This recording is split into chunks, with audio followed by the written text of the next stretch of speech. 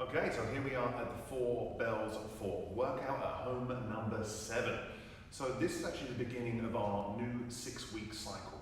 So originally when the gym was fully functioning and we didn't have to shut down because of the COVID pandemic, the idea was to do a deadlift cycle.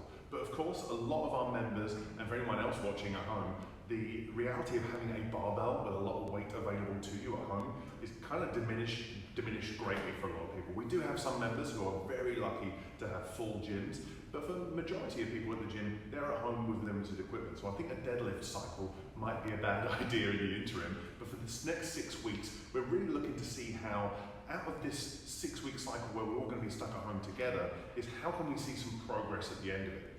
For a lot of people out there in the fitness realms, people are saying, well, this is kind of just like a maintenance phase. We've just got to try and maintain things as best you can. But in my mind, I'm like, well, if we can improve something at the end of the 6 weeks, that is something very valuable. At least we've got something out of our time at home. So that's why our next 6 weeks is going to be a push-up cycle. So with our push-up cycle, there are some levels we need to think about, and we're going to talk about those levels in the strength piece in just a little while. But to start off with, first of all, on our first day, which is focusing on push-up development, we're going to talk very quickly about the warm-up. So the warm-up today is 3 rounds of 3 exercises. Our first exercise is a shoulder dislocate. Sounds like a scary exercise. Contrary to the name, we're actually not going to dislocate our shoulders, but it does help warm the shoulders up through a full range of motion. We're going to go over some options you can do at home. From there, I'm going to come into a shoulder tap. As it says, we're going to do 10 slow and 10 fast. So that'll be 5 per side, 10 total. Again, we'll talk about that in a second. And last but not least, an easy Hindu push-up. So with the Hindu push-up, my favorite push-up variation is it deals with pushing also through a vertical, horizontal, and then through a vertical plane. Again, it makes me very happy in the shoulders. And also with part of the Hindu push-up, incorporate some flexibility throughout the whole body as well. So let's head over to the mat, and we are going to talk about how to do those movements.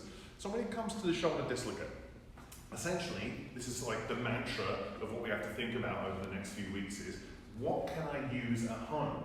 So when it comes to a few implements we've got at home, I've just grabbed a few we've had lying around the gym here, but some of you guys might have these accessible to you. You may have a resistance band at home. Fantastic for shoulder dislocates. Make sure it's pretty long. You don't want one of those little TheraBand ones very short. We want to be pretty long with that band if we can. If I don't have a band available, maybe I have some straps. I've got some straps here you could maybe use for a shoulder dislocate. You could maybe use a long belt. If you've got a belt and a dressing gown, what do you guys call them? Dressing gowns? I don't know if you do. What do you guys call them? Robes? I think you guys call them robes. Is it house coat? Thank you, camera person. I appreciate it. House coat is what you guys call it. Or if you have a broomstick or a piece of wood or a dowel or a PVC pipe at home, you can use that. For the shoulder dislocate, pretty straightforward. All I'm trying to think about is keeping the rib cage down. So I'm not trying to excessively lean back with the rib cage or flare the rib cage, and start with the hands pretty wide. So I pass over, bring that band, that strap, that PVC pipe over to the low back. And if that's super easy, all I'm going to do is move my hands in just a centimetre, a half inch, whatever works best for you. And again, try and work on moving those hands in. If that feels pretty easy, we want to keep moving those hands in. I don't want to get to a position where I'm like really trying to fight the shoulder, elbows start to bend, and things start to look weird. So try and keep that quality of movement high. When it comes to the shoulder tap, I'm going to be in a plank position. And from here, I want to slowly tap it first. So there's going to be a big anti-rotational component. As I tap, it's going to be easy for the hips to wiggle around. So I want to be nice and smooth, 10 smooth. And once I've done 10 smooth, we're going to try and do 10 fast. Last but not least, the Hindu push-up. We spoke about Hindu push-ups last week. And here at the 4 bells, we have 4 scaling options for the Hindu push-up. We're going to start with the easiest one, which basically means knees down, bum on the heels. I'm going to reach forwards, keeping the nose pretty high off the mat. Elbows point towards the knees. I pull myself forwards, transition over the hands, hips down, dig the toes in, hips to the ceiling, knees down, bum back, and off we go again. So with the warm-up today, pretty straightforward. We're doing 10 shoulder dislocates, 20, 10 slow, 10 fast, of a shoulder tap, and then 5 easy Hindu push-ups. We're doing that for 3 rounds.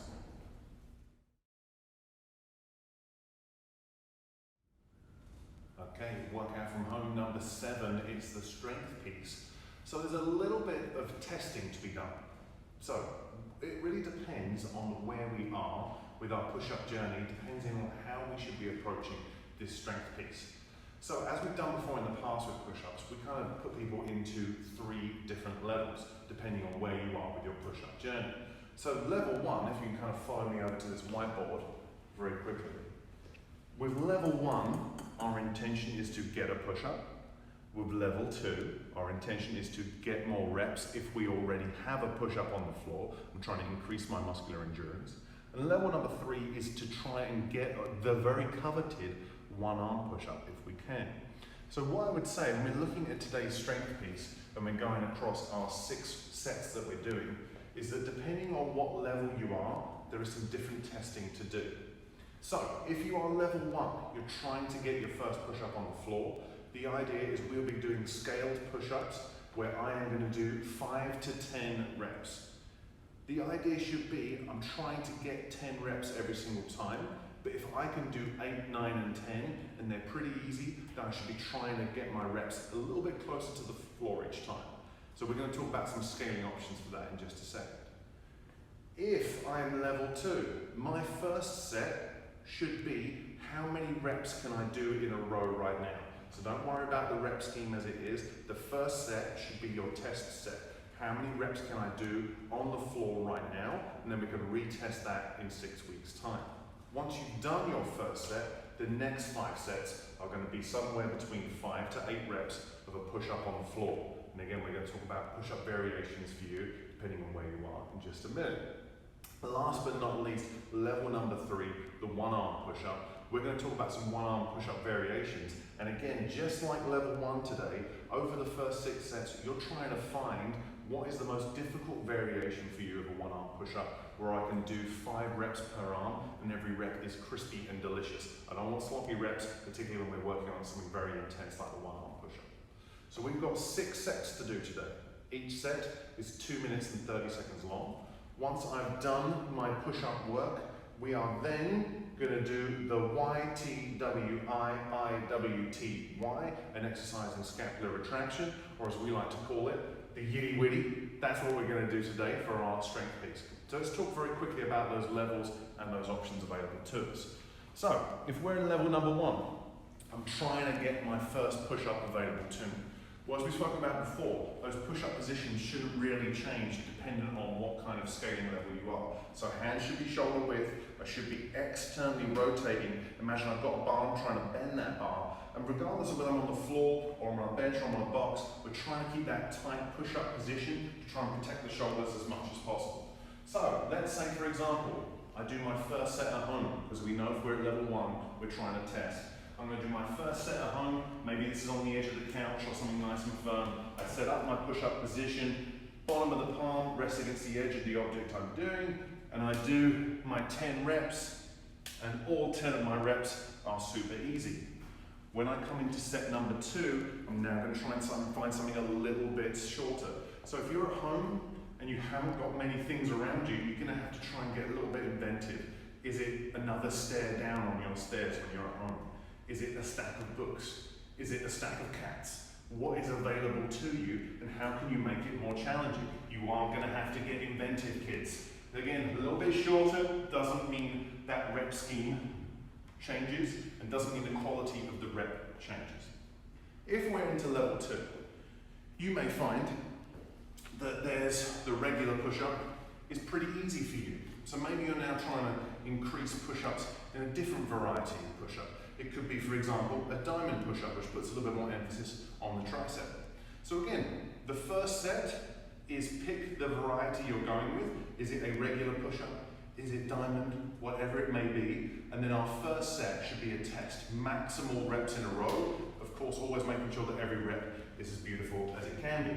So if I'm at level 2, I'm just doing regular push-ups, trying to make sure every push-up is as delicious as it can be.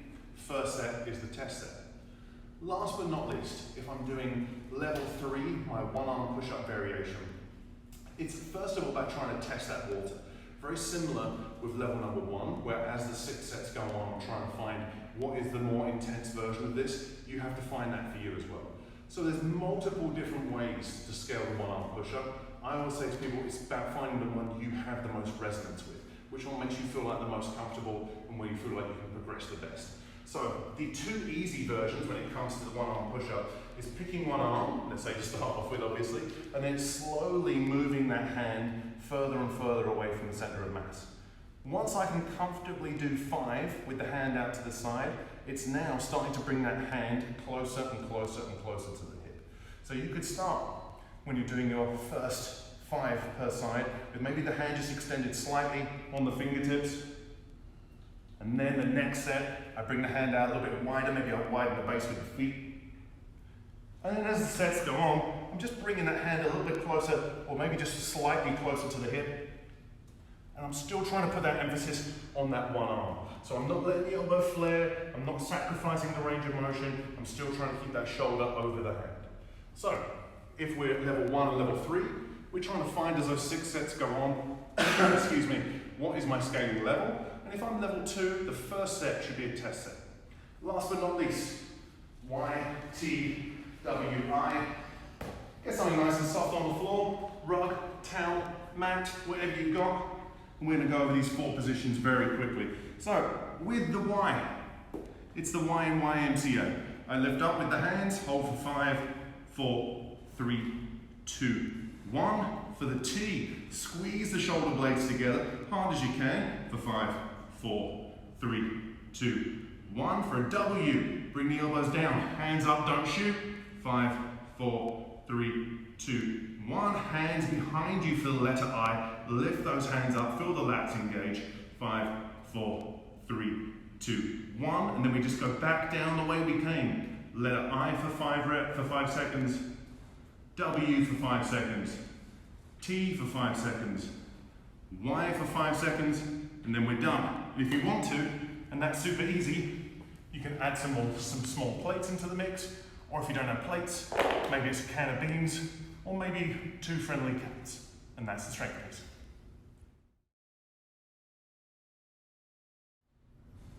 Okay, so workout from home number 7, the conditioning piece.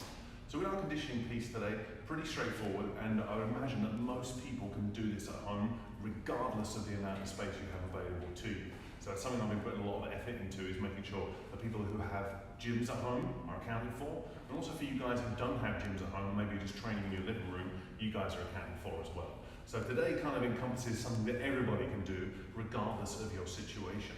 So our conditioning piece is quite straightforward. We have 3 1-minute stations.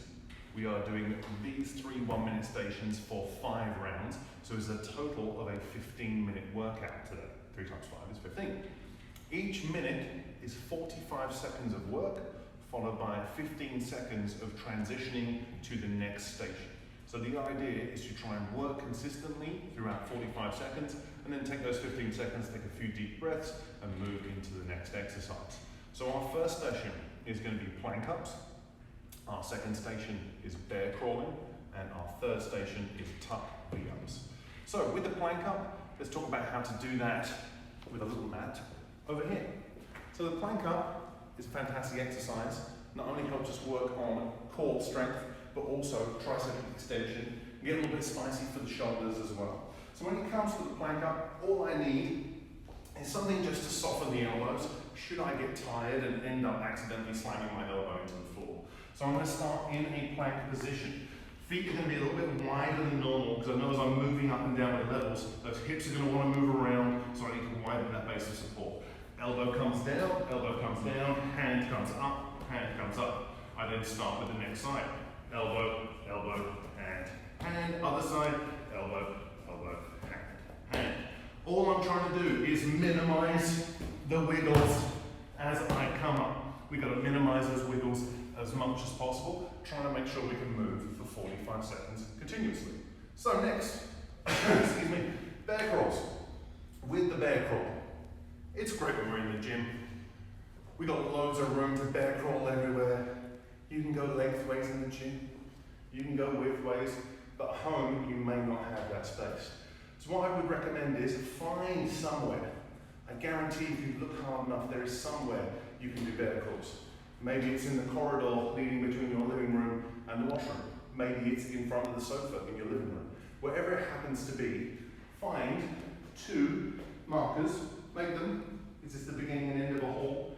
Wherever it is, we conveniently use these topical Lysol wipe holders. And all I would say is just for that 45 seconds is in my bear crawl position. I want to be having the hips nice and high, moving opposite hand, opposite leg. I'm going to bear crawl forwards, touch, bear crawl backwards, and keep moving for 45 seconds. It doesn't need to be fancy. You don't need a huge amount of space to do this. Just get embedded, get creative. Last but not least, the plank up. With the plank up, all I'm going to do is start. Sorry, not the plank up, the V up, my apologies. All I'm going to do is start with my hands on the floor and my heels on the floor. As I bring the 2 together like an accordion, I'm going to balance on the bum, bring the knees into the chest. Heels apart, hands apart, knees in, knees back down. Nice and smooth for 45 seconds. And that is our conditioning piece today.